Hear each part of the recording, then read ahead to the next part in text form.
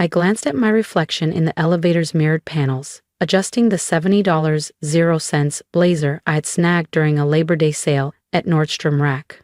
In just a few minutes, I'd be stepping into yet another strained family gathering, smiling through clenched teeth while my siblings listed off accolades, unaware of everything they didn't know. The elevator chimed, opening to the private rooftop of the Shoreline Terrace in San Diego, a favorite among the city's elite. There they were, the Prestons, my family, known for their Pacific Coast property empire and their obsession with public image. "Well, she made it," my sister Bianca said, raising a sculpted brow. Her designer heels clicked against the tile as she walked over. "We thought maybe your startup couldn't spare you." I slid into the vacant seat beside my father, who eyed my thrifted heels like they personally offended him. "Busy day," I said calmly. "Meetings ran late." "You're still doing admin stuff?" my younger brother Dylan asked, barely glancing up from his phone. "Scheduling emails and whatnot?" "Something like that," I replied. "My real job? Founder and CEO of Calum Equity, but they didn't need to know. Not tonight." Dad gave his trademark sigh. "Nora, you're 35. When are you going to take life seriously? Bianca just secured 3 new luxury condos. Dylan landed a $12 million 0-cent investor. And I'm paying my bills," I said with a nod. Bianca grinned. "You'll appreciate tomorrow's surprise. Preston Group is finalizing a $80 million 0-cent partnership with Westbridge Holdings. Their CEO's flying in to close it." I took a slow sip of my club soda. "Westbridge Holdings, my firm." "We've been preparing for weeks," Dylan chimed in. "They're sending someone named, Nora Whitaker? No clue who she is." "Probably some executive's niece." Bianca smirked. I met their eyes steadily. "You'll meet her tomorrow." They laughed, raised their glasses, and launched into a conversation about legacy and preserving the Preston name. Meanwhile, I mentally ran through the agenda for tomorrow's meeting, the one where they'd sit across from me, needing my signature to seal their biggest deal yet.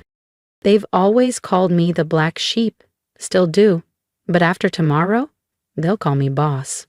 I spotted a gap they were too privileged to recognize. Back when I was still just an assistant, the startup I worked for, Argon Matrix, had cutting-edge machine learning tools but a disastrous burn rate. When the founders were on the verge of bankruptcy, I used my modest savings and what I'd learned about their internal structure to quietly acquire controlling interest. They were visionaries, not operators. They didn't care about boardrooms or investor decks. I let them stay in their genius zone while I rebuilt the company's foundation. 2 years later, Argon became Westbridge Holdings, a discreet but powerful private equity firm now controlling stakes in more than 70 companies, including 3 that recently undercut Preston Group on luxury real estate bids. I kept a low profile, used LLCs, trusts, proxies. Board appearances were done virtually, always masked. While Bianca bragged about Cartier and Dylan posted photos from Mykonos, I built an empire no one saw coming. The waiter poured another round. My mother pounced on her usual topic, my single status. "Nora, if you'd put some effort in, fix your hair, wear something that fits, you might meet someone worthwhile." Bianca's fiancé owns a hedge fund. Bianca grinned. "We're hosting the Green Horizon Gala next week. $5,000 0-cents a seat. Don't worry, Nora. We won't make you feel out of place." Dylan laughed. I thought of the embossed invitation on my desk, addressed to Westbridge's CEO. "I'm content," I said, slicing into my steak. "Success just wears different clothes." Dad snorted. "That's what failures say to sleep at night." Then Bianca's eyes lit up. "Oh, remember that little AI company you worked for ages ago? Guess who acquired them?" "Westbridge Holdings." Dylan chuckled. "If only you'd stayed, Nora. You might have actually been part of something big, for once." I dabbed at the corner of my mouth with my napkin, fighting the urge to smile. "Yes, imagine that." "Nora," my mother said, her tone both pitying and sharp, "their CEO is supposed to be a genius, cold, strategic, the kind of power you'll never touch." I raised my glass. here's to surprises. The CEO is flying in tomorrow for the contract signing, Bianca added, nose in the air like she was announcing royalty. They only partner with high-level firms. Says a lot about Preston Group, doesn't it? Clearly, I said lightly, glancing at my phone under the table. A priority message from my CFO lit the screen. Confirmation of a major acquisition in the Bay Area, one that would upend the commercial property sector, the kind of move Bianca couldn't even pronounce. Put that thing away, my mother hissed. You don't have anything important going on. At least show some etiquette. If only she knew I was negotiating a $340 million 0-cents merger, but I slipped the phone back into my bag. Let them enjoy their delusion a little longer. The rest of the dinner played out like a rerun. Dylan gloating about his latest condo flip, Bianca flexing her guest list for some overpriced gala, my parents practically glowing with pride. And me, still the invisible one. That was fine. Tomorrow would rewrite the script. The signing was set for 10 a.m. sharp at Preston Group's headquarters downtown. Bianca had spent nearly a year chasing this partnership, never realizing the CEO she'd been emailing was the sister she'd always belittled. As we got up to leave, Bianca leaned close and smirked. Don't worry, Nora. Maybe someday you'll get to stay at one of my developments. I'll even knock 10% off. I smiled, thinking of my oceanside home in La Jolla. Purchased outright, never listed. That's sweet of you, Bianca. If you think dinner was awkward, wait until they see who walks into that boardroom tomorrow. Don't miss it. Hit subscribe so you're there when the truth hits the table. Dylan slapped his black Amex on the table. Next round's at my new high-rise in Mission Hills, he said, flashing a grin. Fair warning, it might make someone feel a bit out of place. I stood, slinging my worn canvas tote over one shoulder. Best of luck tomorrow, I said with a small smile. Hope everything unfolds exactly the way you expect. Bianca gave me her trademarked smirk. Some of us actually thrive under pressure, Nora. Just don't let your little desk job make you late. I walked past their flashy rides, Bianca's silver Porsche, Dylan's matte black Tesla, toward my familiar Civic parked under a flickering street lamp. Tomorrow, I'd be arriving in my Phantom. And tomorrow, the masks would come off. But tonight, I returned to my modest loft in Bankers Hill, powered up my encrypted workstation, and quietly closed a deal that would reshape the AI analytics space. Because true power doesn't need applause, it works in silence, until silence is no longer an option. What happens when the overlooked sibling walks into the boardroom as the one calling the shots? Stick around, the reveal is coming, and trust me, you won't want to miss it. Tap subscribe so you're here when the truth hits like a thunderclap. This morning, there was no hesitation. I slipped into a midnight blue cashmere suit, hand-stitched in Milan, the kind that whispers old money in a room full of noise. Jordan, my executive assistant, had confirmed every arrangement. This wasn't just a meeting. This was a reckoning. Langston Tower's marble lobby hummed with curated opulence, until the doors rotated open at 9:55 a.m. I stepped through, 6-inch heels clicking with purpose. Gone was the woman in discount heels. In her place stood the CEO of Westbridge Holdings. Jordan followed behind, carrying a leather portfolio that cost more than Dylan's entire tech stock portfolio. The front desk agent did a double take. Miss Whitaker? He asked, stunned. I don't see you on today's guest list. Check again, I said coolly. Try Westbridge Holdings. The guard's brow furrowed, then jumped as my name popped up under VIP clearance. Of course, Miss Whitaker, the executive elevator is this way. Every head in the lobby turned. Each sharp click of my Louboutins echoed across the marble like a ticking clock. The elevator ride to the 40th floor was silent. Just me, Jordan, and the weight of 7 years of silence and strategy. Through the glass walls of the Preston Group boardroom I could see them. Bianca, pacing in her knockoff Balmain suit.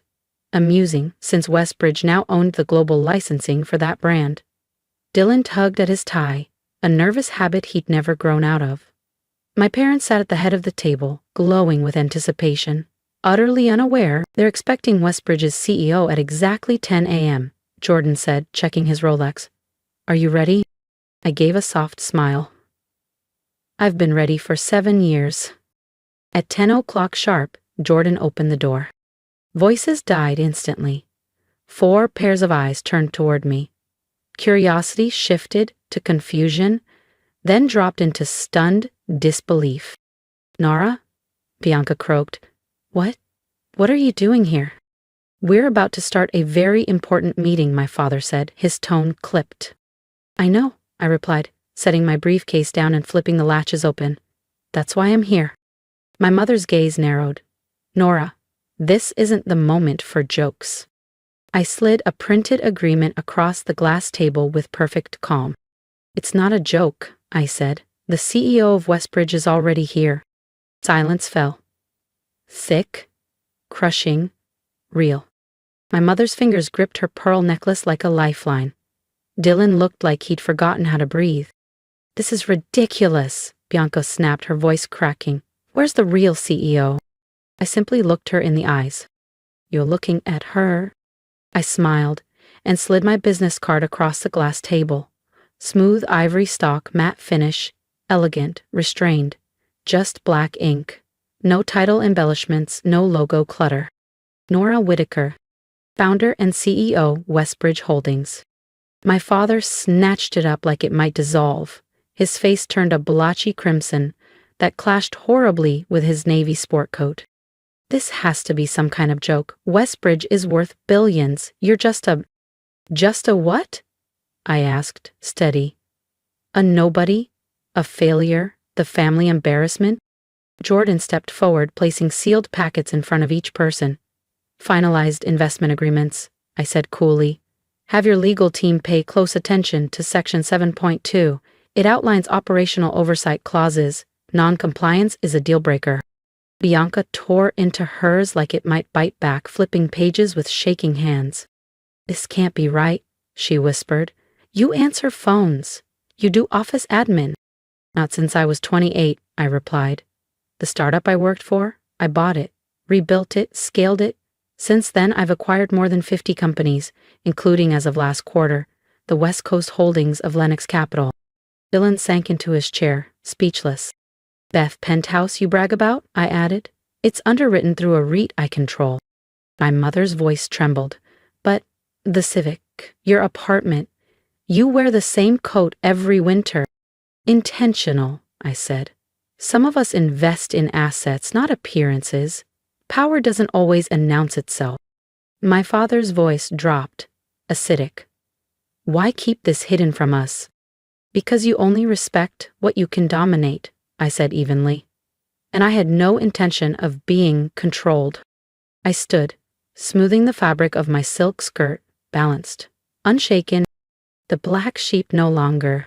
Now the one writing the terms. Now then, I said, setting a sleek Mont Blanc pen beside the contract.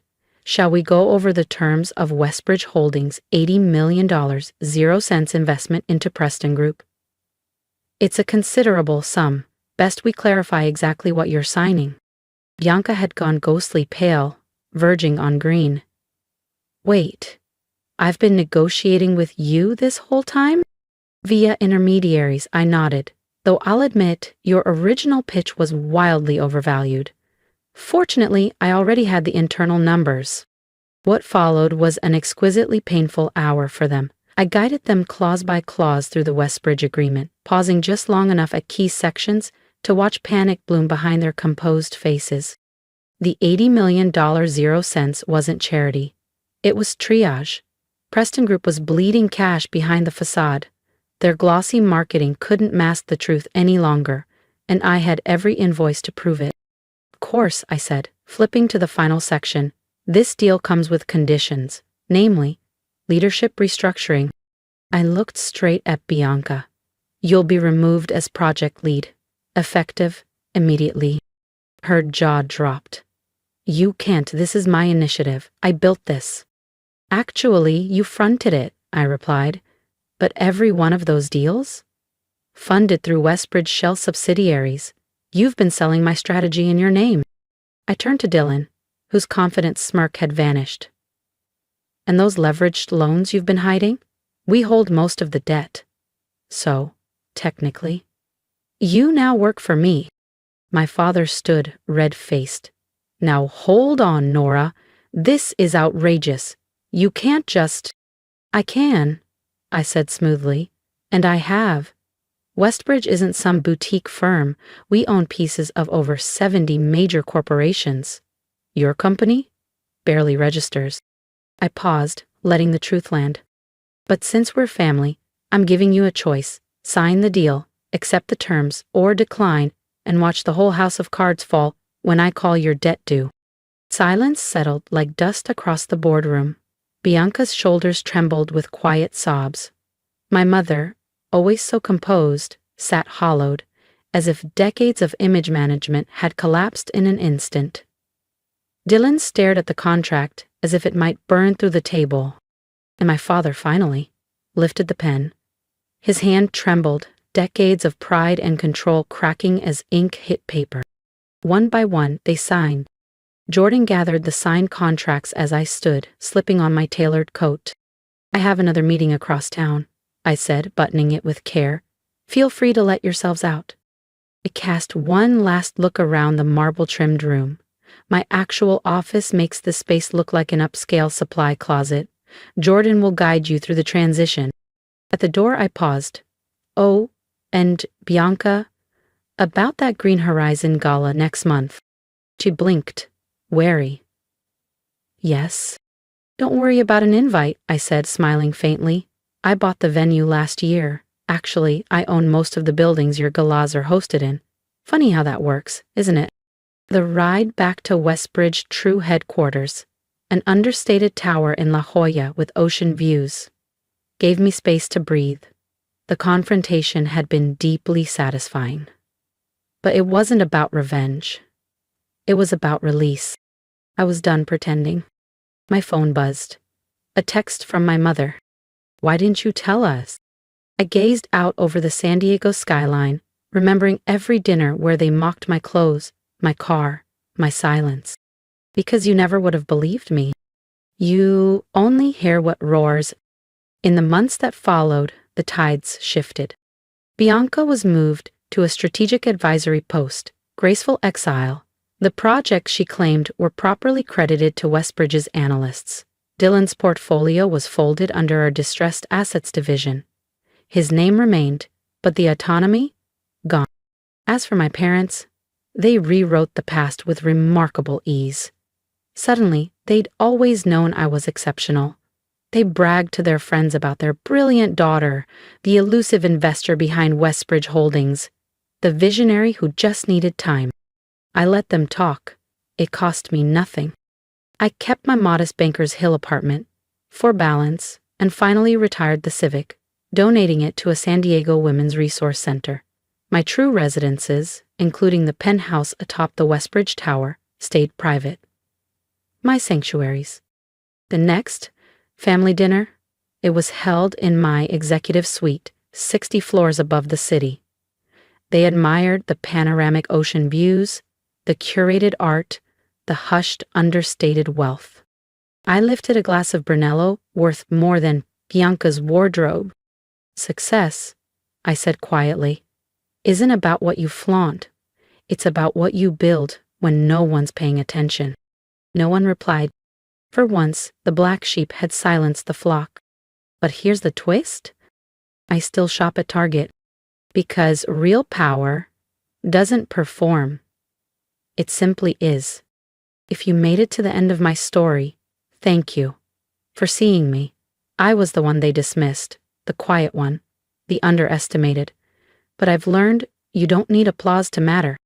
If you've ever been counted out or belittled, drop a comment below. Tell your story. And if this resonated with you, hit subscribe. Not for the drama, but for the truth. The ones they mock the most often build the strongest empires. You don't owe anyone proof. You owe yourself the life you've imagined. Build it, quietly, relentlessly, and on your own terms.